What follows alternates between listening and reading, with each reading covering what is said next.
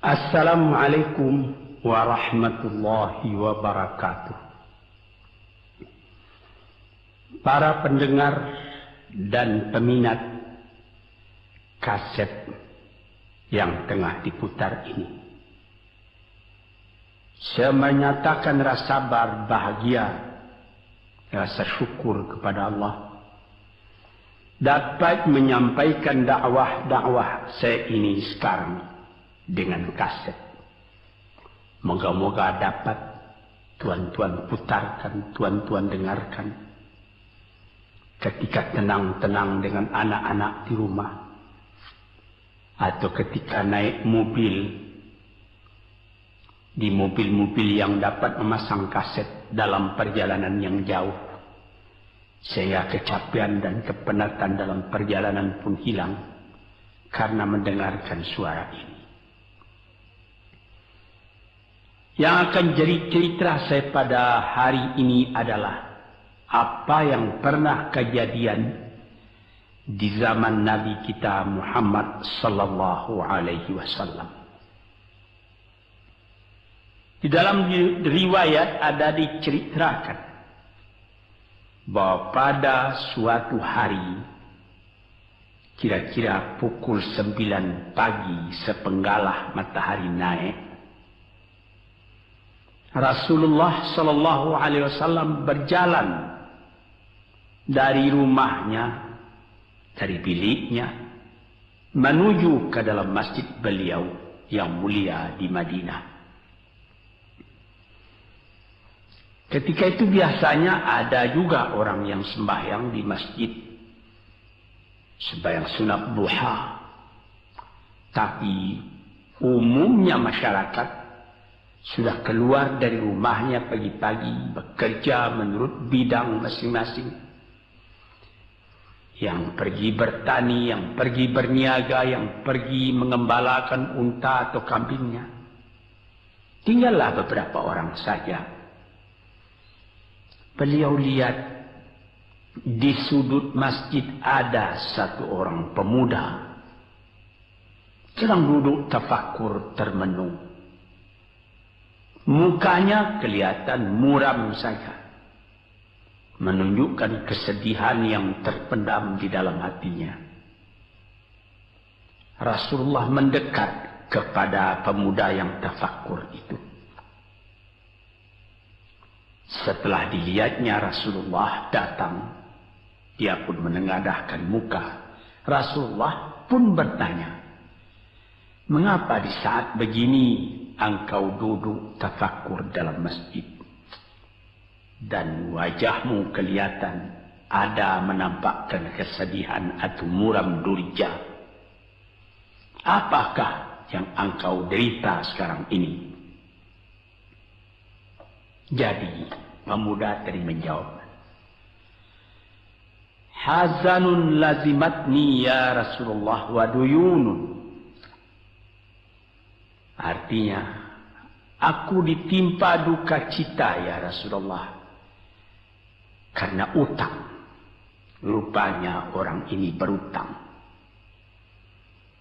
Utang telah lama, janji sudah dekat, persediaan buat membayar belum ada.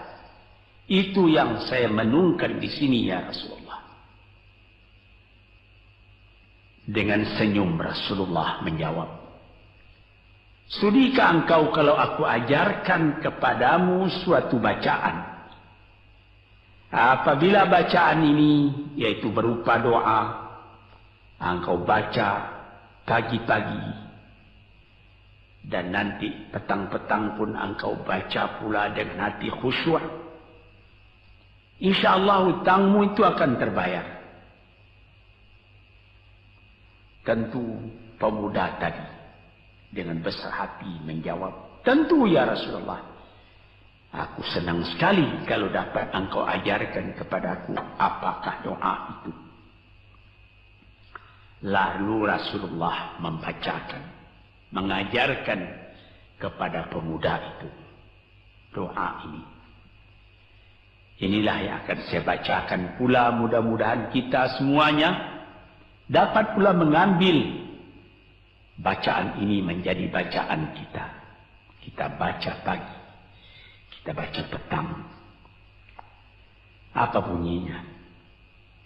Allahumma inni a'udzubika minal hammi wal hazani wa a'udzubika minal ajzi wal kasli wa a'udzubika minal bukhli wal jubni wa a'udzubika min ghalabati daini wa qahrir rijal. Sebelum kita uraikan atau kita tafsirkan artinya satu demi satu, baik kita artikan secara keseluruhan lebih dulu. Artinya ialah, ya Tuhanku, aku berlindung kepada Engkau daripada ini. Lalu disebut 8 banyaknya. Yang pertama, aku berlindung kepada Engkau daripada duka cita, daripada kesusahan dan duka cita. Susah dan duka cita, sudah 2. Dan aku berlindung kepada Engkau daripada malas, daripada lemah dan malas, jadi 4. Dan aku berlindung kepada Engkau daripada bakhil, berat mengeluarkan wang, dan daripada pengecut atau penakut, sudah 6. Dan aku berlindung kepada Engkau daripada pengaruh berutang dan daripada kekuasaan orang lain atas diri kita, sehingga kita tidak mempunyai kemerdekaan pribadi lagi. Inilah 8 yang diminta kepada Tuhan. Moga-moga kita jangan diserang oleh penyakit ini. Karena kalau ada ini penyakit yang 8 perkara, itu kita mempunyai pribadi yang lemah. Tidak mempunyai lagi personality yang dapat tegak. Padahal dalam didikan agama kita, tempat kita takut cuma satu, yaitu Allah. Yang lain tidak ada. Yang pertama, susah. Apabila orang telah susah, pikirannya pun sudah tertumbuk. Jalan untuk maju tidak ada lagi. Padahal dalam kehidupan itu, manusia tidak akan berjalan di atas jalan yang datar saja, yang bertaburkan kembang.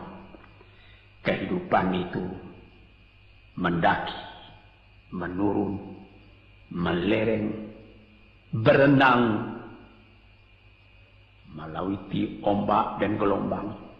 Itu pasti dalam hidup. Apa yang disusahkan? Kusut, tak ada kusut yang tidak selesai.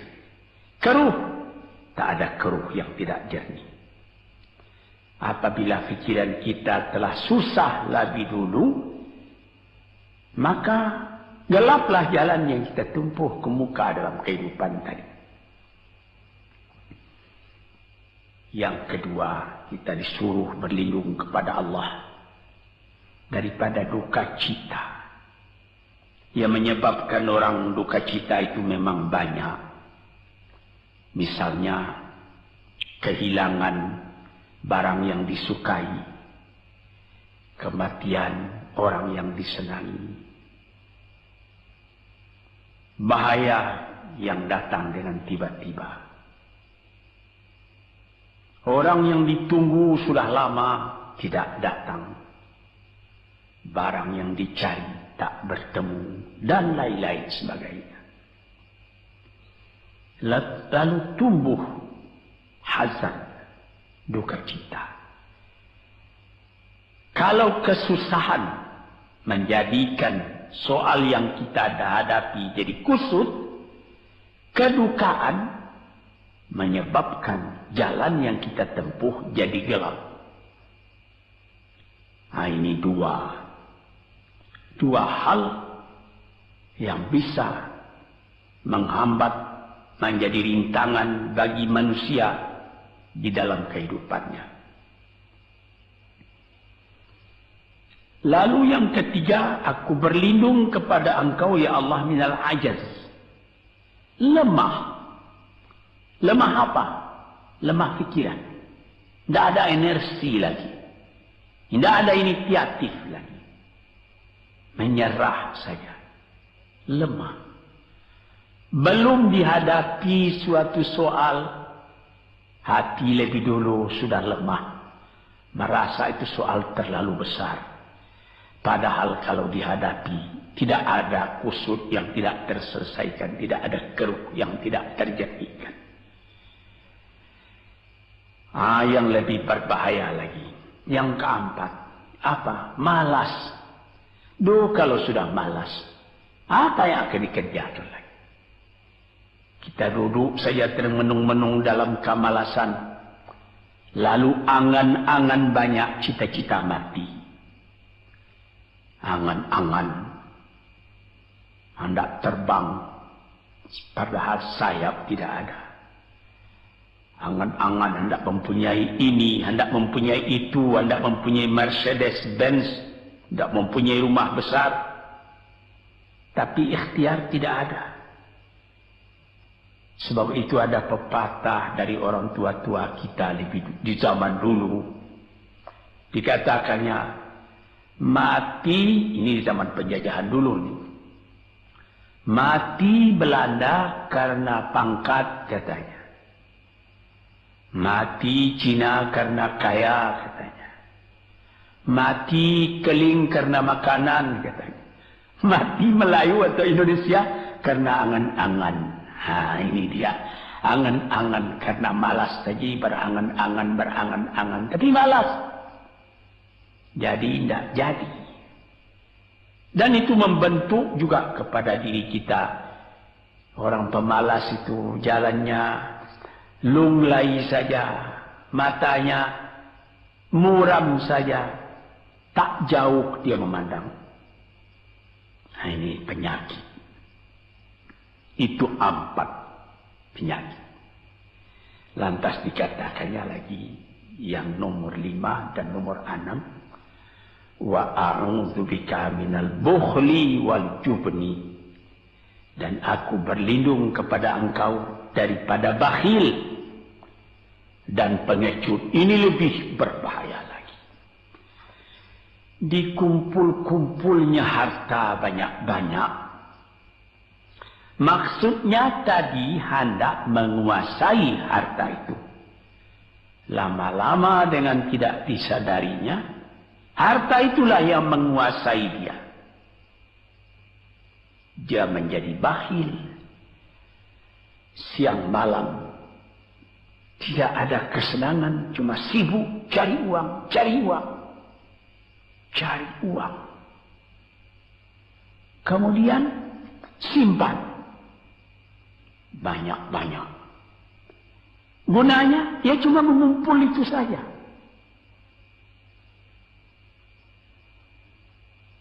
Akhirnya berapa banyaknya orang yang mengumpul harta banyak-banyak, faidahnya tidak didapatnya. Saya ingat cerita dahulu 40 tahun yang lalu ketika saya masih tinggal di kota Medan. Ada satu orang kaya mengumpul harta. Terkenal dia kaya di Medan, beberapa buah rumah, puluhan rumah yang dipersewakannya. Dan ada lagi harta-harta yang lain. Dia berjalan di jalan raya kota Medan itu dengan jalan kaki pakai payung satu. Padahal orang sudah mulai membeli mobil. Entah Cadillac lah, entah Chevrolet lah. Model-model yang terkenal sebelum perang. Anaknya mengambil faidah dari kekayaan ayahnya. Dia beli mobil dengan uang ayahnya. Lalu orang bertanya, Tuan, anak Tuan sudah naik mobil, Tuan masih jalan kaki. Apa jawab si bakhil tadi? Saya anak orang miskin, anak saya anak orang kaya, katanya. Nah, inilah orang yang bukan lagi mencari harta buat menguasai harta itu, tetapi dia mencari harta buat dikuasai oleh harta itu. Yang nomor 6 lebih jahat lagi. Apa? Jubun, pengecut. Pengecut ini menjadikan separuh dari kehidupan manusia menjadi gagal. Ada pepatah orang, kalau engkau berniaga atau berusaha, meskipun modalmu tadinya tidak ada, asal engkau berani, itulah modal utama dalam hidup. Sesuai dengan pepatah Melayu atau pepatah Indonesia lama, dia katakan, robeklah tali, putuslah tali layang-layang, robek kertas tentang bingkai. Hidup jangan mengepalang, tidak kaya berani pakai. Hidup jangan mengepalang, tanggung-tanggung jangan. Tidak kaya berani pakai. Keberanian itu adalah modal. Sebab itu kalau orang rugi berniaga, itu belum rugi. Yang penting berani. Karena adat perniagaan itu tidak saja beruntung, rugi juga kadang-kadang. Tapi kalau keberanian yang hilang, separuh daripada kekayaan tadi sudah habis. Walaupun masih banyak ada, tapi keberanian tidak ada, separuh sudah habis. Akhirnya, walaupun kekayaan besar, tapi kepercayaan hilang, itu namanya habis, tidak ada lagi. Walaupun berjuta yang tinggal dalam tangan, tapi orang tidak percaya. Apa lagi artinya? Sebab itu yang pertama sekali modal itu keberanian menghadapi hidup. Ini 6. Yang ke-7 dan 8, wa a'udzu bika min ghalabatid daini wa qahri rijal, dan aku berlindung kepada Engkau ya Ilahi daripada pengaruh utang. Hutang itu, itulah anak muda yang duduk di sudut masjid tadi, dipengaruhi oleh utang. Sampai Rasulullah sendiri pun mengatakan, iyyakum wad-daina. Jagalah supaya kalau sedapat-dapatnya jangan sampai berutang.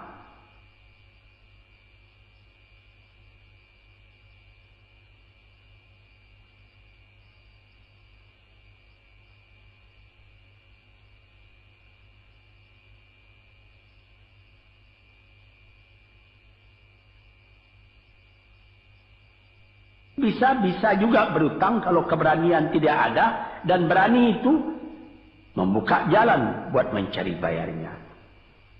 Tetapi kalau pengecut berutang lagi, itu payah buat membayar. Sebab itu Nabi mengatakan, iyyakum wad-daina, saya akan sedapat-dapatnya elakkanlah supaya jangan berutang. Fa innahu hammun bil laili wa mazallatun fin nahari. Hutang itu susah pada malam hari, mata tidak mau tidur. Dengan apa imbangan hutang tadi, berapa utang, berapa yang akan diterima, sehingga mata tidak mau tidur malam itu memikirkan hutang. Akhirnya mazallatun fin nahari, kalau siang hari badan berasa hina, tak berani keluar dari rumah. Kota Jakarta yang begitu besar, bersilang siur, jalan-jalan raya, jalan Tamrin, Diponegoro, Imam Bonjol, Cut Mutia, dan lain-lain nama jalan. Ada orang yang jalan itu bertambah lama, bertambah kecil jumlahnya. Kalau orang lain mempunyai 100 macam jalan, dia paling tinggi cuma 2 saja jalan yang dapat jalani. Jalan dari rumahnya ke tempat yang tertentu. Ke lain dia tidak berani. Kenapa? Karena ada tempat dia berhutang. Jadi dikatakan dalam hadis itu, orang berhutang malam tak mau tidur, siang malu sama orang. Takut akan ditanyai, takut akan dicari. Ataupun dia berbenam di rumah, datang orang menunggu piutang. Dia bilangkan kepada pembantunya atau kepada anaknya, katakan bapak tidak di rumah. Anak yang tolol atau pembantu yang tolol menjawab, mana bapak? Dia suruh bilangkan bahwa bapak tidak ada di rumah. Kata anak tadi, betapa susah. Lantas yang nomor 8, waqahrir rijal. Kita tidak mempunyai lagi kemerdekaan diri buat menyatakan perasaan kita. Karena kita segan kepada orang. Kita terlalu banyak berutang budi kepadanya. Kita terlalu banyak mendapat hadiah daripadanya. Kita terlalu banyak dan lain-lain. Sehingga mulut kita jadi tertutup. Tak dapat bercakap lagi. Ditekan oleh hutang budi kepada orang tadi. Kemerdekaan diri tidak ada lagi. Inilah 8 perkara yang ditunjukkan oleh Nabi Sallallahu Alaihi Wasallam kepada pemuda yang duduk tadi. Dapatlah kita mengambil pedoman dalam kehidupan kita sendiri bahwa yang amat penting lebih dahulu ialah kemerdekaan jiwa.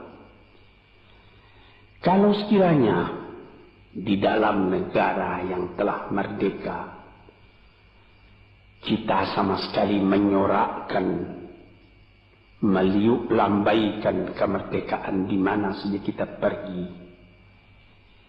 Tapi banyak orang yang lupa negaranya telah merdeka, dirinya sendiri telah menjadi terjajah.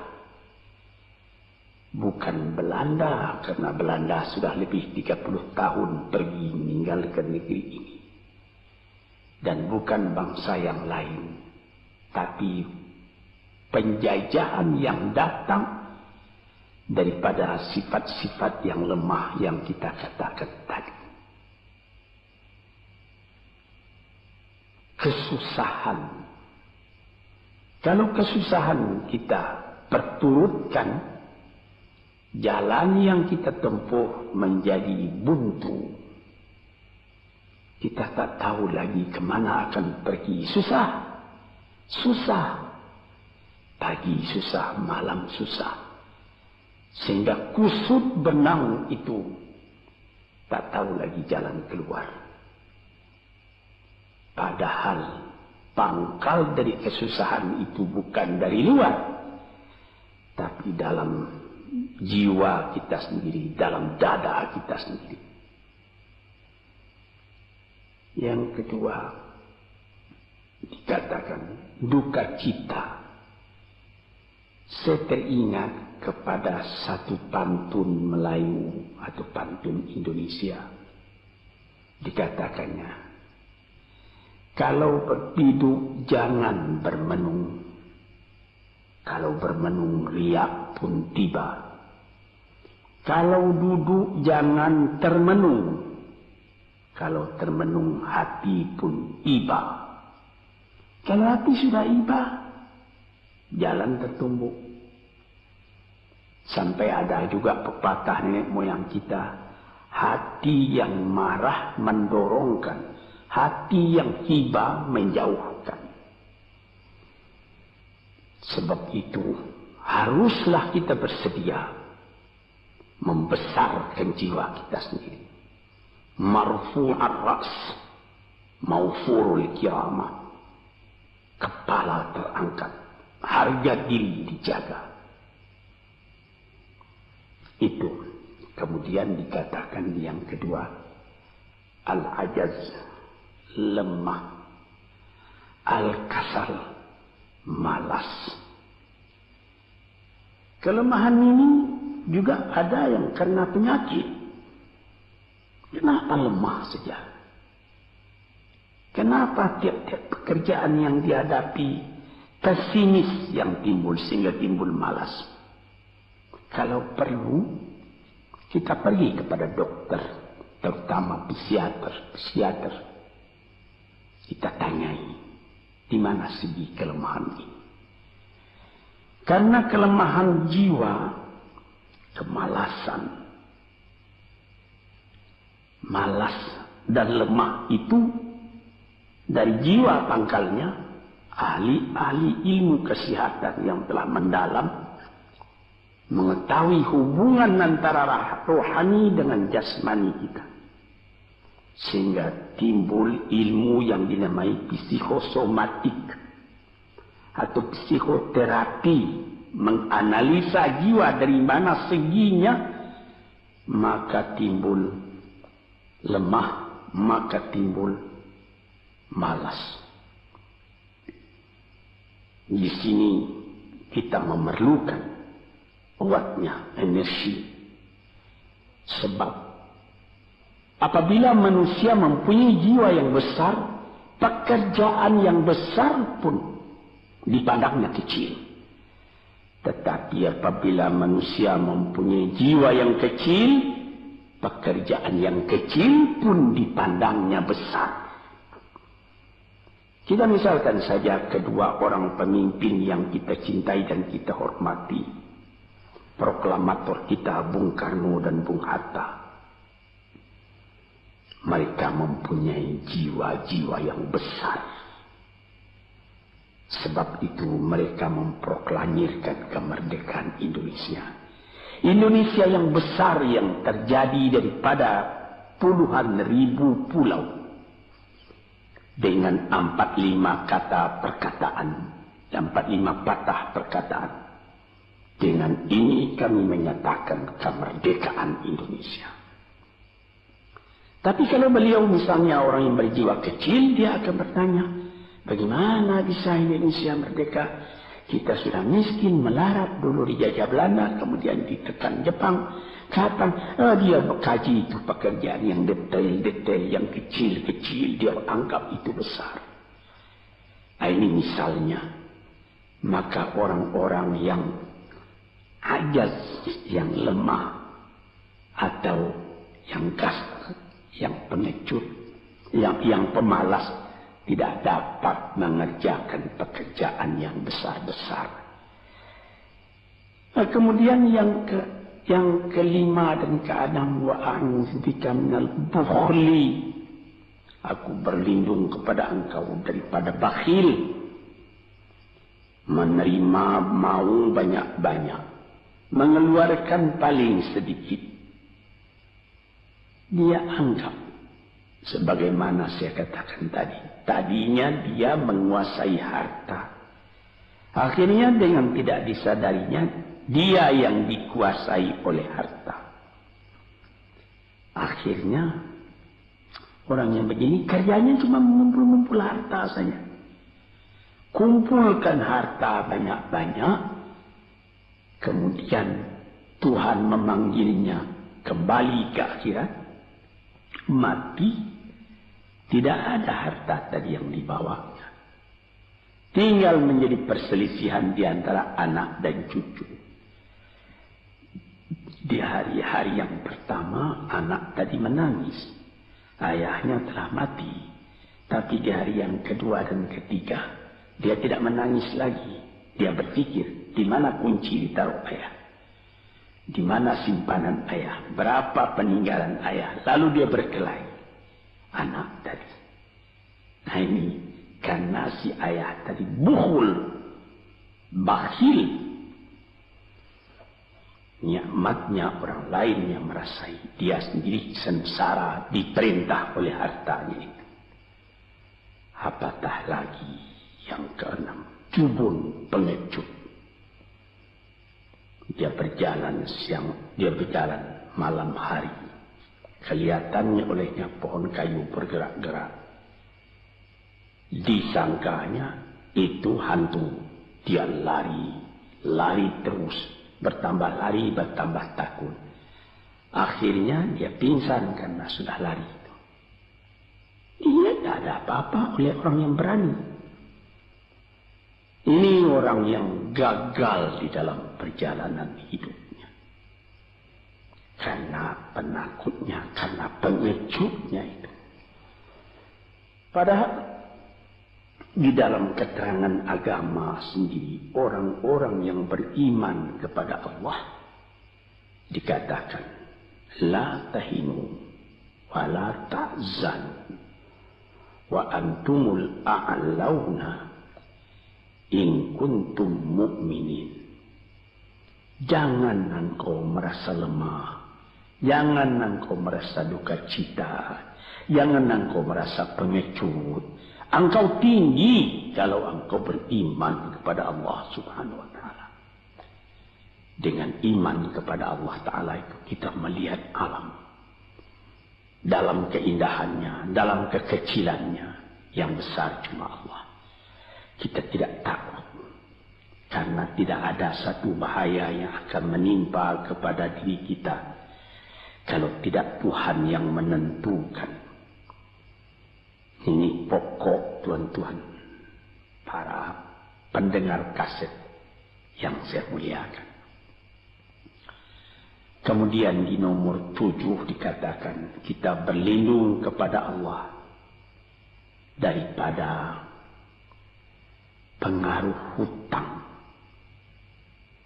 Alangkah kecilnya jiwa orang apabila dia telah berutang kepada orang lain.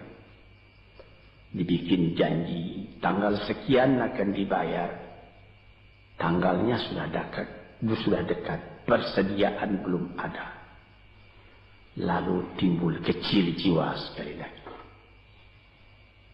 Apatah lagi qahri rijal yang nomor 8. Yang ke-8 sebagaimana telah kita uraikan tadi ialah qahri rijal, pengaruh orang lain kepada diri kita sendiri.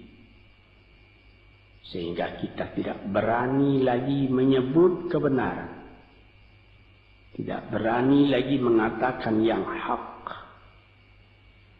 Lidah telah tertutup. Mulut telah penuh dengan air sehingga tidak dapat dibuka lagi. Segan. Kita sudah terlalu banyak berutang budi kepada orang. Walaupun sudah jelas perbuatan orang itu salah misalnya, kita tidak berani lagi menegur. Dengan demikian timbullah di dalam masyarakat apa yang disebut dalam bahasa Arab munafik, yaitu lain di mulut, lain di hati. Hati mengatakan perbuatan orang ini salah, tapi mulut mengatakan, bagaimana pikiran saya, bagaimana pendapat Tuhan sekarang tentang perbuatan saya ini. Baik Bapak, ini bagus Bapak, itu sudah betul Bapak. Padahal tidak. Ini kecelakaan yang nomor 8. Kita minta kepada Allah supaya kita dilepaskan dari pengaruh-pengaruh orang, pengaruh manusia. Sehingga kita tidak berani lagi menyebut apa yang benar itu. Padahal di dalam hadis dikatakan qulil haqq walau kana murran. Katakan yang benar itu walaupun pahit sekalipun. Ini murah menyebutnya, tetapi kalau jiwa sudah tertekan tidak berani menyebutnya lagi.